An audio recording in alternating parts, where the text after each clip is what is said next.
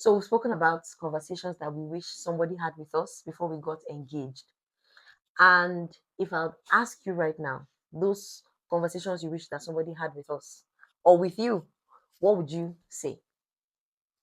And I'll say, you go first. Anyways, my name is WeThTizas, And I'm Faith Teaser. and together, We are the teasers. yep.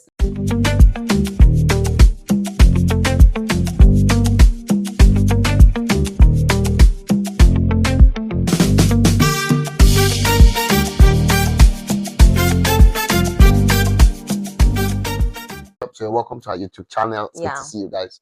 So pick it up. Yeah. Conversations I wish somebody had with me before we got engaged. Okay. Well, let me not give you a disclaimer. Let me just say it as it is. The engagement is not a license to give marital rights. So this is what I mean. Because you got engaged doesn't mean that you're going to now start to offer sex. Because you got engaged doesn't mean that you're now going to become, or well, not become, or start to do wife duties. You're cooking, you're slaving, they're calling you our wife, our husband, you're doing all of those duties. It doesn't give the guy or even the woman the license to beat you because they've engaged you, right? So I would say the first thing I would say is what do they call it? My brain is foggy. Good. That engagement is not a license to give marital rights. Yeah. Because you're engaged doesn't mean you're married. And the truth is, anything can still happen while you're still engaged. Yes. So many people do not know that engagement is just a show of commitment. So if people can get divorced, then engagements can end. Yeah. And I think that's one of the reasons why, I'll just add my own thoughts or move on to my own thoughts, which flows from what you're saying. One of the things one of the conversations I wish we have was hard with me. We have in church, when I say we have, talking of now, is that premarital counseling should happen before engagement. That's our take. So yeah, that's our take. Premarital counseling should happen before engagement, and this is why. Engagement is a sign or commitment. In fact, in our modern society, engagement almost means I'm married to you. Yeah. So that's why people, have that notion that we can just do whatever we want. Once we're engaged. We are sure that we're going to get married and all of those things. So when you now do marriage counseling after a proposal or an engagement, it almost defeats the purpose, because even when people begin to find out things that they don't really like, they're like, I'm already here, so let's already come this far. So that mentality that, okay, yeah, their mentality that they're supposed to have when you get married, they have it when they're engaged. So they think the engagement cannot break. I think that when we have premarital counseling, which is supposed to help us know what we don't know about marriage, expose certain things about us, and if we're ready to commit, all of those things, it now makes us to decide if we should commit or not. Yeah. And so that means the engagements can end. Yes. That's the truth. Engagement can end. And the sad truth is, many people stigmatize people whose engagements failed, or who walked out of the engagement. Right. The truth is that people have choice. They have the choice to leave. And forever is a long time to spend in a miserable relationship or marriage. In fact, it doesn't matter how long people have been dating. I'm not sure anybody has dated, well, apart from a particular billionaire in America, I'm not sure anybody has dated for up to 20, 30 years before marriage. So that means the time you spent dating, or you are spending dating, is shorter than the time you spend married if you live long enough. Yeah. So I think that when people do that premarital counseling thing, it can open a lot of things. And then, even if you don't end the engagement, you can postpone it. Yes. Yeah. I don't think for us it's personal, but I'm just saying, like, if you had those conversations, maybe some things would have just, not. Because I won't lie, even in our own situation, just because we engaged, somehow there was that hidden pressure. Right. To say, okay, we must marry within this period of time. It has to work. If not, the engagement is as if, so maybe if, there was premarital counseling before engagement, then we would have spent more time building some things. Right. Because once you get engaged, the next thing is, okay, when I get married. So when I get married, people now start to put pressure. Yeah. Then so both of you are working towards getting married, not focusing on yourself. So I think that's one of the things I would introduce now, and I wish happened before engagement. Got engaged. Yeah. So you said your point. Yeah, that's my point. I went straight to the point. Oh, wow. Okay, so my second point would be that as much as you plan for the wedding day, you should plan for your honeymoon. Yeah. And this one is from personal experience. We had a honeymoon, but it wasn't as great as it should have been. Yeah. And that's because we didn't get any form of counsel. We didn't actually know, like we had no idea that you should actually focus. No. Don't say we that. I feel like there was a stronger commitment to the wedding. Okay. Not that we didn't have an idea. Well, there was this. Just say you didn't. Maybe you didn't think of it. Me, I wasn't so much on my mind like that. For me, I didn't have an idea like that honeymoon was that much of a big deal. Personally, it was not a big deal like that to me. But it's a conversation I wish that somebody had with me to tell me honeymoon is important, because most times the wedding day is for the people that come. And like you always say, they will still even complain that they didn't get food. Yeah. That your wedding day was not so great because they didn't get the hall. See how the hall is looking. You didn't decorate it, But the honeymoon is for yourselves. That's the first time you're going to keep yourselves away from like everything else and focus on yourselves. So that's one thing I wish somebody told me. It's true. I wish. Yeah. Well, just I didn't what you said. I think if it was spoken and emphasized over and over again, then it is your point is true. More effort would have been put or diverted into preparing for the honeymoon, where it was the time to spend time knowing each other apart from every other duty. Because for us, our situation was peculiar. We're already in the leadership of the church we're serving. So apart from even going on a honeymoon, it almost seemed like we're still working while we're in the supposed honeymoon. Because we're the ones still managing many things for church while we're still away. How long did we go away? Just 1 week. In fact, we came back within that 1 week twice to church and to do many things, So yeah, that's why I said, because it was like, okay, apart from the wedding, church was still running, so we're not absent from it like that. That's liberty to just be absent from the church and all of those things. And then yes, we didn't have the opportunity to, but you should plan for it. It's for you. The wedding is for people. The honeymoon is for you. And I think now people have a better chance to do that, because it's like people don't really care again about anybody. Like, no, people are saying it more now than before. Yeah, I think there's more awareness. Yes, we got married in 2017. So people are more aware now that, okay, it's not a show for people. Yeah. And even if you're not aware, with this government will bring awareness to you. When you look at the country, you'll become more aware. Yeah. I also think that one of the conversations that you wish somebody had with you. I wish somebody had with us while we're dating before we got engaged is the need to speak to a lot of older couples. Yeah. To speak to a lot of older couples. So before we got engaged, it would have helped us to do it before the engagement and even right after the engagement. So the process of preparation before we get married, speaking to a lot of people. I know it has cons. There are some people that have a negative opinion about marriage. I remember, somebody came to give me counsel about marriage, unsolicited advice, and an older person, and talked about how I should hide things from my wife. It was strange, but anyways, yeah.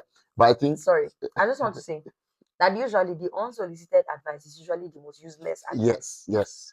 The most useless, because their dynamic, and looking back at the marriage was very, toxic one. So that's why that kind of counsel will come, and he was telling me like I should appreciate him for an elderly advice, but respectfully I heard but I didn't receive the counsel.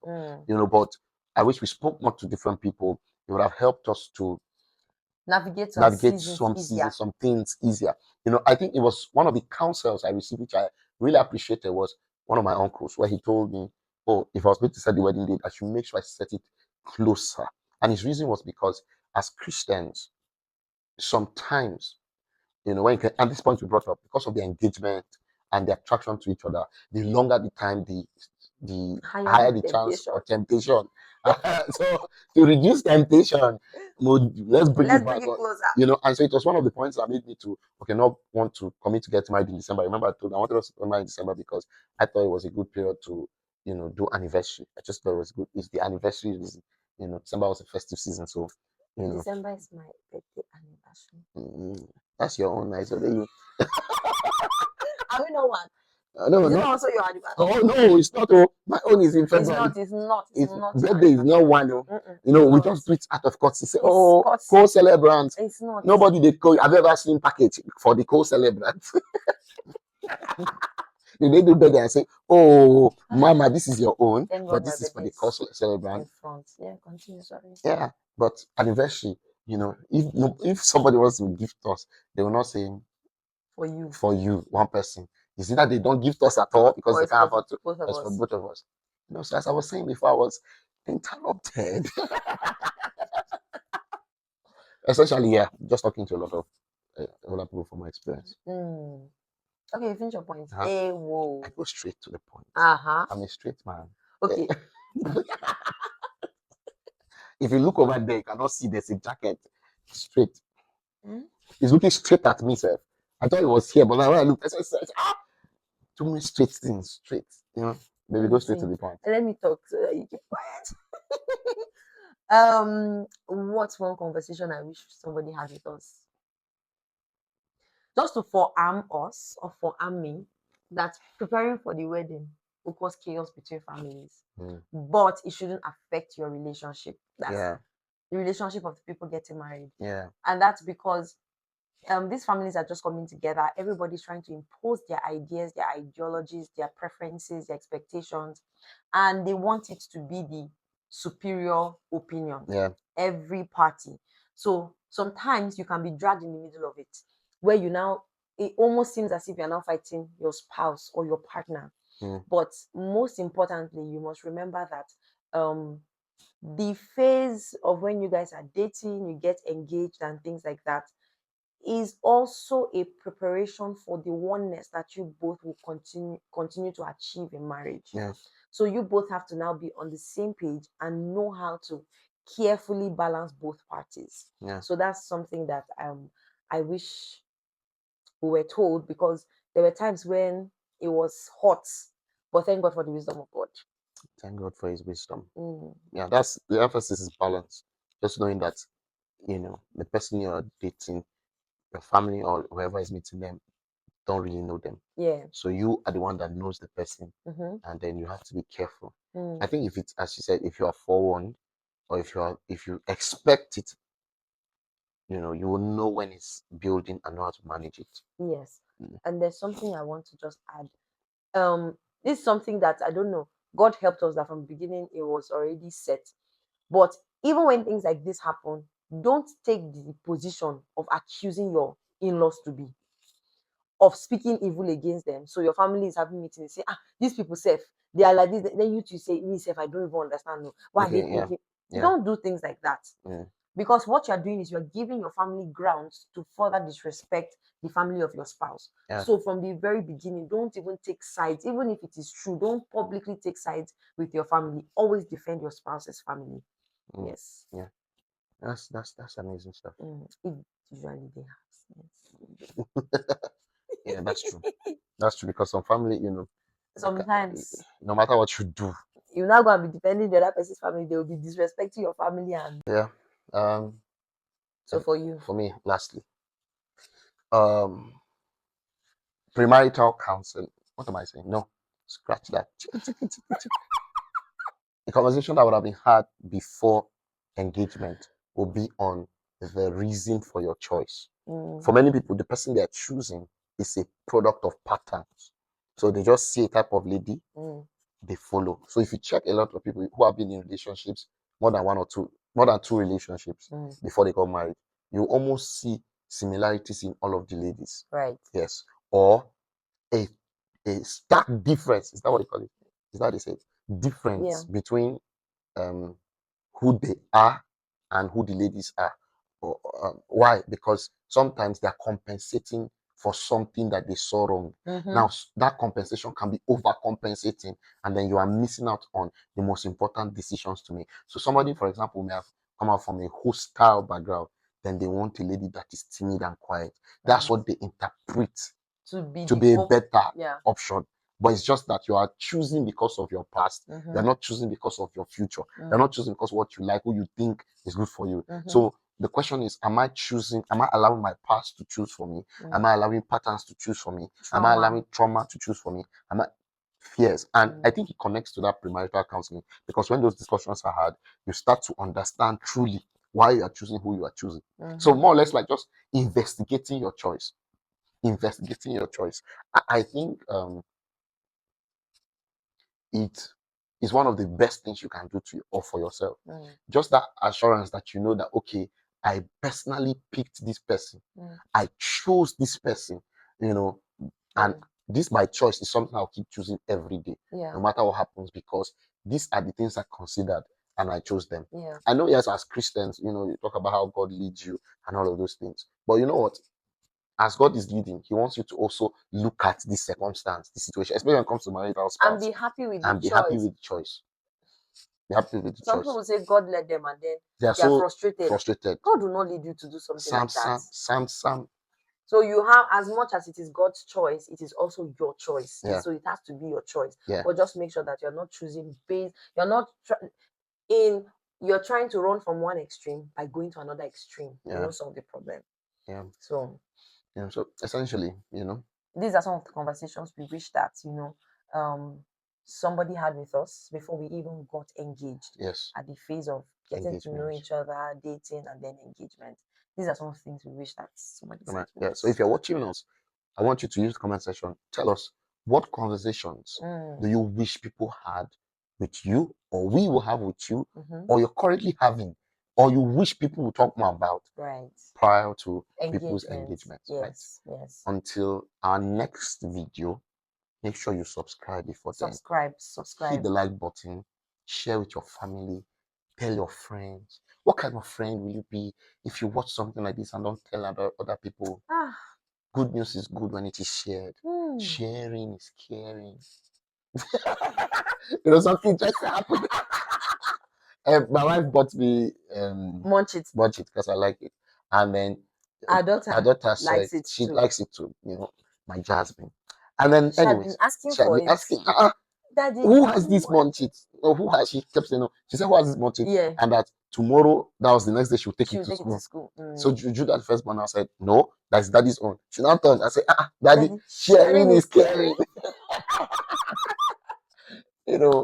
Very interesting. Right. So sharing is caring. So please share this video. Leave a comment, a good one. Yes. If you have a bad one, say it in your mind. But make sure you subscribe. Yes. Until next time. Please subscribe. Yeah. Thank you very much. See you in the next video. Bye. Ciao.